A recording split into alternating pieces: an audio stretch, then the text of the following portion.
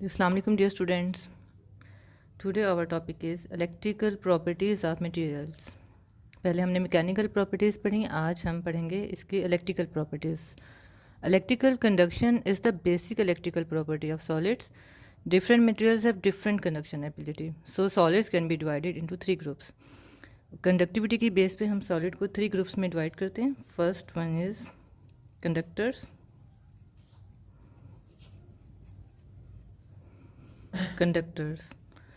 They can easily conduct electricity. Conductors जो होते हैं वो इलेक्ट्रिसिटी को ईजीली कंडक्ट कर सकते हैं और इनकी कंडक्टिविटी जो रेंज है वो 10⁻⁷ पर ओम मीटर है. और एग्जांपल इसमें आ जाता है copper, aluminium, gold, silver. Silver is the best conductor. Iron, base भी कंडक्टर है, एसिड और बहुत से कंडक्टर्स हैं जो चंद एग्जांपल्स मैंने यहाँ पे लिख दी. कंडक्टिविटी क्या होता है ये मैं आपको बाद में बताती हूँ. सेकंड है इंसुलेटर्स.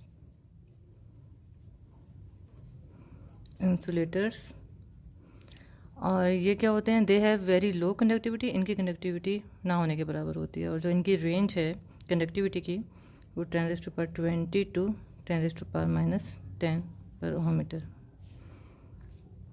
इसकी एग्जांपल कौन सी है, इसमें वुड आ जाता है. वुड में से करंट पास नहीं कर सकता. प्लास्टिक में से भी नहीं करता. ग्लास, उसके अलावा रबर. नेक्स्ट आ जाता है सेमीकंडक्टर्स.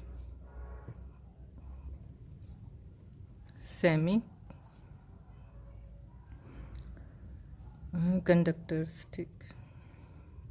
इसकी ये कौन से मटेरियल होते हैं, these materials have intermediate conductivity, यानी ना ही तो प्योर कंडक्टर होते हैं ना ही प्योर इंसुलेटर होते हैं. और इसकी एग्जांपल कौन सी है, इसकी पहले रेंज देख लेते हैं. वो है 10⁻⁻6 से 10⁻⁻4 पर ओम मीटर. और एग्जांपल कौन सी है जो ज़्यादा कॉमन है वो सिलिकॉन और जर्मेनियम की है. अब यहाँ पर एक वर्ड था कंडक्टिविटी. कंडक्टिविटी क्या है? कंडक्टिविटी को समझने से पहले हम देखते हैं रेजिस्टिविटी क्या है. रेजिस्टिविटी, इसके लिए सिंपल सी एक एग्जांपल लेते हैं. एक रेजिस्टर को अटैच करते हैं जब वोल्टेज देते हैं V. ये रेजिस्टर R है. ओहम्स लॉ जो हमें पता है, इसमें से करंट I पास करता है. V = IR. अब ये जो रेजिस्टर यहाँ पे लगाया हुआ है, यानी voltage directly proportional to the current when resistor R is constant. जब हम रेजिस्टेंस या रेजिस्टर कांस्टेंट रखते हैं, उसकी वैल्यू को हम चेंज नहीं कर सकते हैं. तो अब यहाँ तो वैल्यू चेंज नहीं हो रही है, तो तब voltage directly proportional to the current. लेकिन अगर हम वेरिएबल रजिस्टर यूज़ करेंगे तो फिर क्या होगा, उसके लिए फिर हम कैसे, जो मटेरियल आप यूज़ कर रहे हैं यहाँ से करंट पास कर रहे हैं, अब वो रेजिस्टेंस जो उसकी है वो डिपेंड कर रही है इसकी लेंथ L पर. Resistance directly proportional to the length. Area, जितना ज़्यादा एरिया होगा रेजिस्टेंस उतनी कम होगी. इसका मतलब है इसमें इन्वर्स रिलेशन है. और अब वो मटेरियल पे भी डिपेंड कर रही है. कुछ मटेरियल ऐसे होते हैं जिसमें नंबर ऑफ़ इलेक्ट्रॉन्स कम होते हैं और उसकी रेजिस्टिविटी कम होगी, रेजिस्टेंस कम होगी. कुछ मटेरियल ऐसे हैं जिसके नंबर ऑफ़ इलेक्ट्रॉन बहुत ज़्यादा होते हैं तो उसकी रेजिस्टेंस ज़्यादा होगी. तो इसका मतलब है मटेरियल पे डिपेंड कर रही है और उसको हम रेजिस्टिविटी कहते हैं और उसको रो से रिप्रेजेंट करते हैं. तो ये कांस्टेंट है, ये प्रोपोर्शनैलिटी का कांस्टेंट है. अगर आपने इसकी वैल्यू कैलकुलेट करनी है तो रो is equal to RA/L.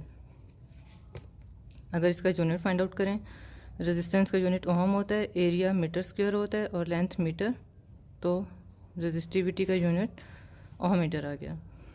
Resistivity का जो इन्वर्स होता है वो कंडक्टिविटी होता है और उसको सिग्मा से रिप्रेजेंट करते हैं. तो यहाँ पर कंडक्टिविटी इज़ इक्वल टू 1/ρ और इसका यूनिट है ओम मीटर, तो इसका फिर क्या यूनिट हो जाएगा, पर ओम मीटर. तो कंडक्टिविटी रेसिप्रोकल ऑफ किसका है, रेजिस्टिविटी का, यानी कितना कंडक्ट कर रहा है कोई भी मटेरियल उसमें उसको करंट को या उसमें से नंबर ऑफ़ इलेक्ट्रॉन कितने पास कर रहे हैं उसको कंडक्टिविटी कहते हैं। जी, अब हम यहाँ पे देखते हैं जो हमारा टॉपिक है इलेक्ट्रिकल प्रॉपर्टीज़ ऑफ मटेरियल। उसके लिए सबसे पहले हम देखते हैं कि टू थ्योरीज़ हैं हमारे पास। फर्स्ट है, एक ओल्ड थ्योरी है और दूसरी न्यू थ्योरी है। ओल्ड में क्या है, किसके बारे में डिस्कस किया गया? फ्री इलेक्ट्रॉन्स के बारे में उसको बोहर थ्योरी भी कहते हैं। और जो न्यू है वो क्वांटम थ्योरी है। क्वांटम क्या है? क्वांटम में बहुत मर्तबा आपको बता चुकी हूँ किसके बारे में। स्मॉलर पार्टिकल्स को डील करती है, जैसे इलेक्ट्रॉन्स, प्रोटॉन्स, न्यूट्रॉन्स। और ये न्यू थ्योरी है। इसमें बात की जाती है कंडक्टर्स की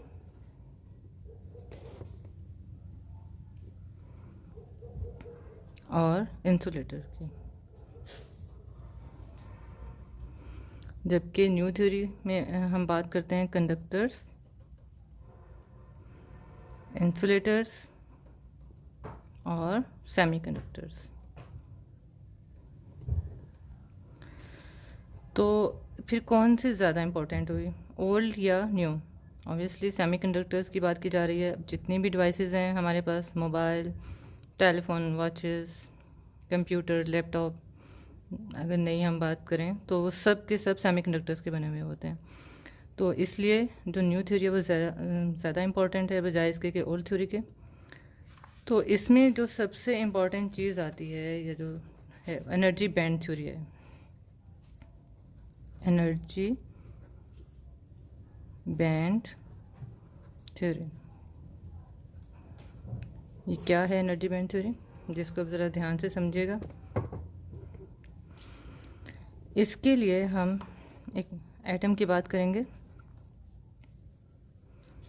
न्यूक्लियस, सेंटर में, एक किसी भी एटम के सेंटर में न्यूक्लियस और उसके इर्द गिर्द ऑर्बिट्स होते हैं।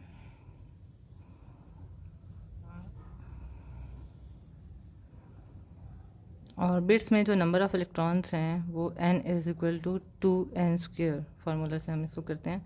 अगर 1 शेल है तो यहाँ पर 2 इलेक्ट्रॉन्स होंगे, अगर 2 है तो 8 हो जाएंगे,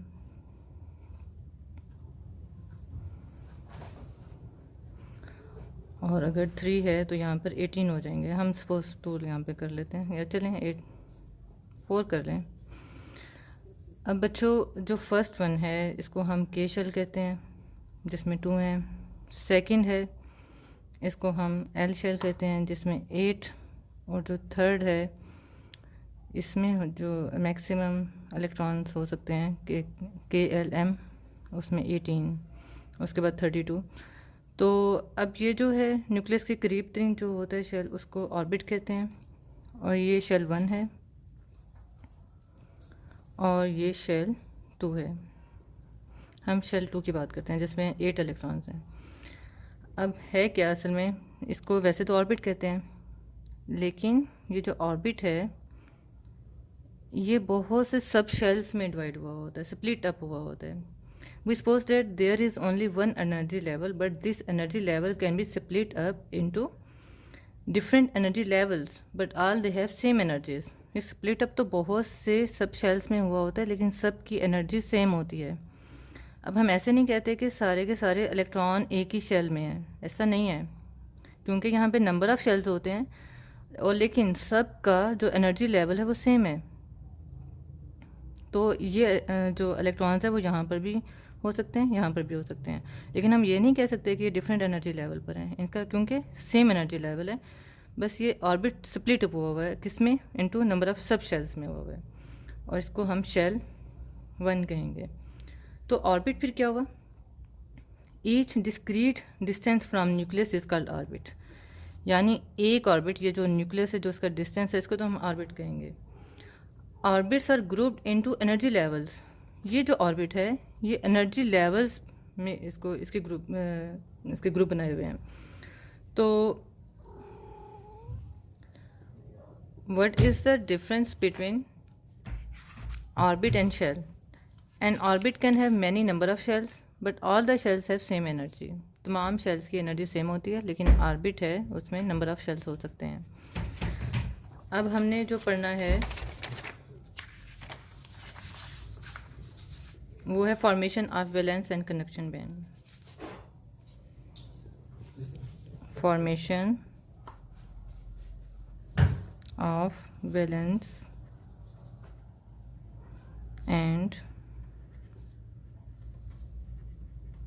कंडक्शन बैंड।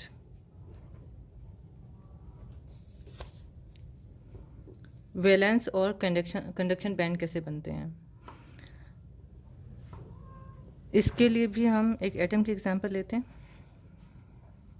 सेंटर में न्यूक्लियस और एक आइसोलेटेड एटम की बात की जा रही है, शेल्स।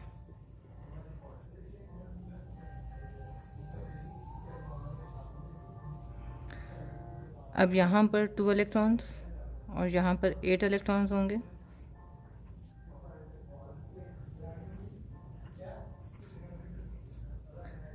अगर सिलिकॉन की बात की जाए तो उसके आउटर मोस्ट शेल में 4 इलेक्ट्रॉन्स होते हैं फॉर सिलिकॉन। अब क्योंकि ये आइसोलेटेड एटम है तो ये फर्स्ट और सेकंड शेल है, ये एज अ कोर काम करते हैं, क्योंकि ये इसमें सारे इलेक्ट्रॉन जो हैं क्लोजली पैक्ड हैं और न्यूक्लियस का इन्फ्लुएंस उस पर ज़्यादा है, इलेक्ट्रोस्टैटिक फोर्सेस ज़्यादा हैं, न्यूक्लियर फोर्सेस भी ज़्यादा हैं, जिसकी वजह से इनका रोल किसी भी उसमें रिएक्शन में इतना ज़्यादा नहीं होता जब तक कि बहुत ज़्यादा एनर्जी ना दी जाए जो इनको डिस्टर्ब करे, इनकी पोजीशन को, इलेक्ट्रॉन को। तो फिर हमारे लिए आसानी होगी कि हम सिर्फ आउटर मोस्ट शेल की बात करेंगे। जो आउटर मोस्ट शेल होता है उसको वैलेंस शेल कहते हैं।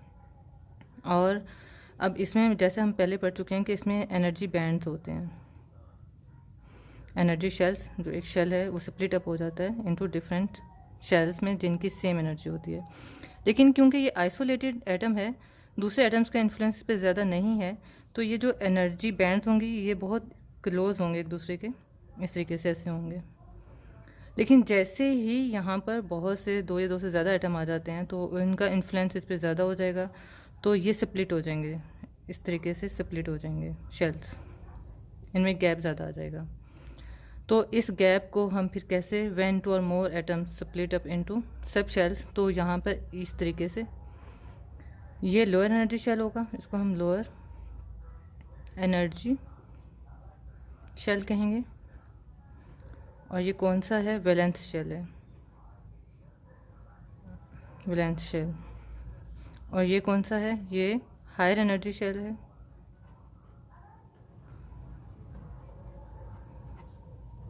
और इसको हम कहते हैं कंडक्शन बैंड कहते हैं, कंडक्शन शेल कहते हैं जी। यानी इस तरीके से formation of valence and conduction band की, वैलेंस बैंड और कंडक्शन बैंड की फॉर्मेशन इस तरीके से होती है। जब ज़्यादा एटम्स एक एटम के करीब आ जाएं तो स्प्लिट हो जाता है नंबर ऑफ़ शेल्स में।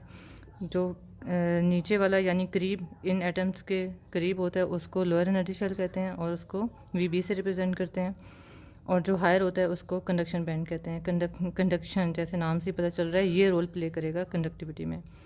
तो अब इसी बेस पर, वैलेंस और कंडक्शन बैंड की बेस पर हम इसको कैटेगराइज करते हैं 3 स्टेट्स में। जो फर्स्ट है उसको हम कहेंगे कंडक्टर, सेकंड को कहेंगे इंसुलेटर, और जो थर्ड है वो है सेमीकंडक्टर। कंडक्टर जो है इसकी अगर हम डायग्राम देखें,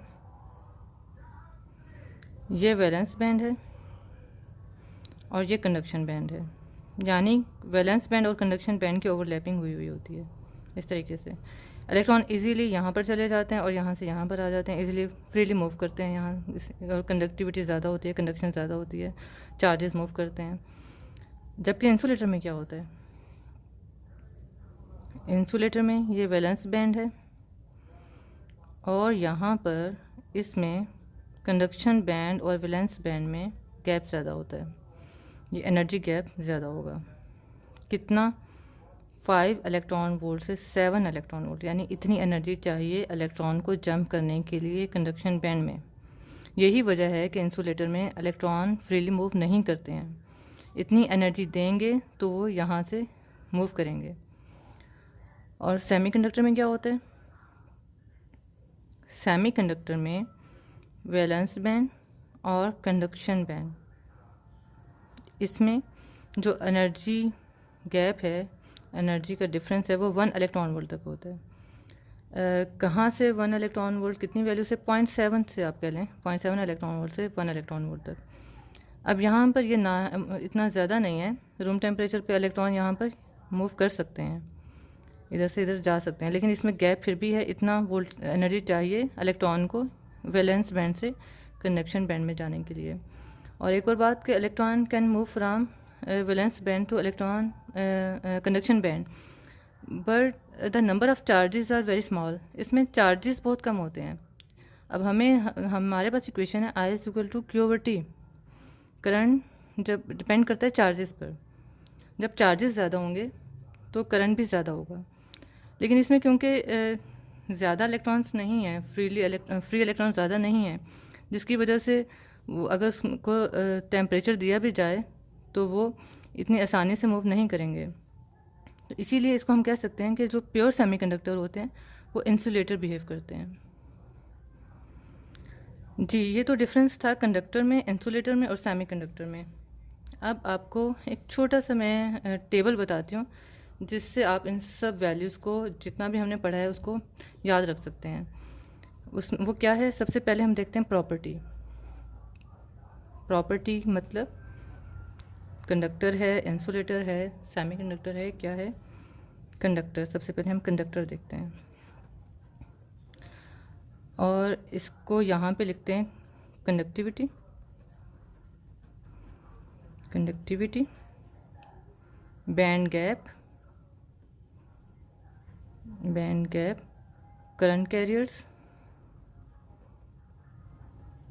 कैरियर्स, फिर आ जाता है एट 0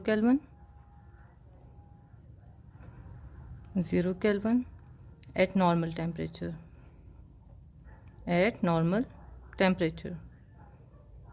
जी, कंडक्टर की हमने कंडक्टिविटी पढ़ी थी।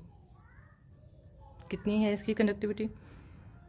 आपको याद होगी 10⁻⁷ पर ohm metre. Band gap, conductor में बैंड गैप कितना होता है? 0। यहाँ पे हम 0 लिख देंगे। करंट कैरियर्स क्या है? कंडक्टर में जो करंट कैरियर्स हैं वो कौन है? किससे होता है करंट पास?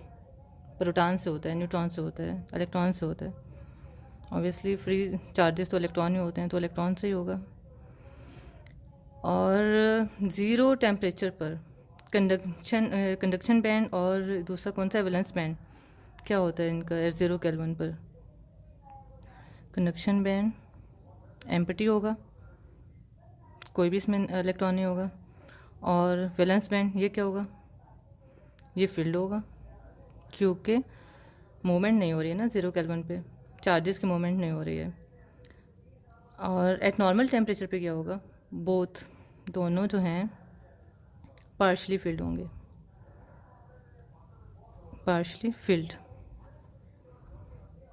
यानी मूवमेंट शुरू हो गई है चार्जेस की नॉर्मल टेम्परेचर पर, तो ये दोनों जो बैंड्स हैं ये पार्शली फिल्ड होंगे। अब हम बात करते हैं इंसुलेटर्स की।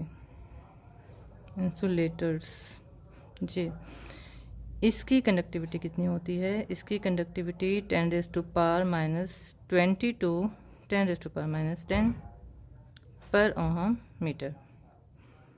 और बैंड गैप कितना होता है? मैंने अभी आपको बताया था, 5 इलेक्ट्रॉन वोल्ट से लेकर 7 इलेक्ट्रॉन वोल्ट तक।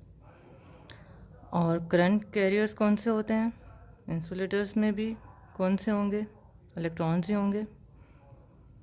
और इसका कंडक्शन बैंड क्या है?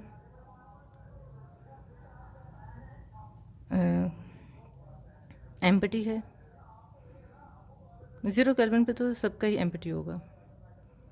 और वैलेंस बैंड क्या है? वो फील्ड होगा, जो अपनी जगह पर हैं वो वहीं रहेंगे, यानी इलेक्ट्रॉन्स मूव नहीं करेंगे। नॉर्मल टेम्परेचर क्या होता है? नॉर्मल टेम्परेचर पे जो कंडक्शन बैंड है वो एम्प्टी होगा और वैलेंस बैंड फिल्ड होगा। क्योंकि इनमें गैप ज़्यादा है तो ये फिल्ड होगा और ये एम्प्टी होगा। सेमी कंडक्टर्स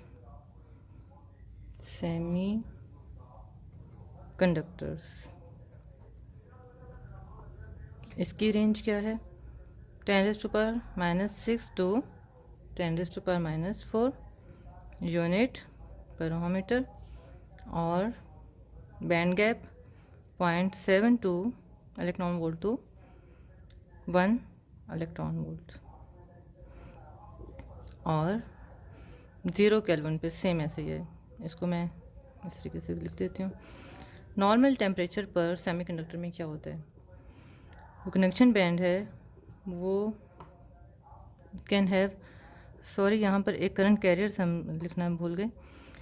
इसमें इलेक्ट्रॉन्स, इंसुलेटर्स में भी इसमें इलेक्ट्रॉन्स होते हैं कंडक्टर में, इंसुलेटर इसमें इलेक्ट्रॉन प्लस होल्स, ये दोनों चार्ज कैरियर्स होते हैं, दोनों की वजह से कंडक्टिविटी होती है। और नेक्स्ट जी, CB can have thermally generated electrons और वो है 1 इलेक्ट्रॉन वोल्ट। ये एक टेबल था जिससे ये आप कंडक्टर, इंसुलेटर्स और सेमीकंडक्टर्स की प्रॉपर्टीज़ को इजीली लर्न कर सकते हैं। यहाँ पर हमने पढ़ा क्या क्या है, थोड़ा सा देख लेते हैं। सबसे पहले हमने electrical properties of material, conductors, insulators और सेमीकंडक्टर्स की कंडक्टिविटी के बारे में पढ़ा, उसके एग्जांपल्स पढ़े। फिर हमने ये देखा कि रेजिस्टिविटी और कंडक्टिविटी क्या होती है। रेजिस्टिविटी रेसिप्रोकल होती है कंडक्टिविटी के। उसके बाद हमने 2 थ्योरीज, ओल्ड थ्योरी और न्यू थ्योरी का कंपैरिजन किया। जो ओल्ड थ्योरी है वो बोहर थ्योरी पर डिपेंड करती है और न्यू क्वांटम थ्योरी पर। इसमें कंडक्टर, इंसुलेटर और सेमीकंडक्टर तीनों को डिस्कस किया जाता है, जबकि इसमें कंडक्टर्स और इंसुलेटर्स की बात की जाती है, इसलिए जो वैलिड है वो न्यू थ्योरी है। उसके बाद एनर्जी बैंड थ्योरी, उसमें एटम्स, ऑर्बिट्स, शेल्स के बारे में डिस्कस किया गया। बाद में formation of valence and conduction band कैसे बनते हैं, और वैलेंस एंड कंडक्शन बैंड की बेस पर हमने कंडक्टर्स, इंसुलेटर और सेमीकंडक्टर्स को पढ़ा, फिर उनकी प्रॉपर्टीज़ को डिस्कस किया। जी बच्चों, ये था आज का हमारा टॉपिक। ओके, अल्लाह हाफिज़।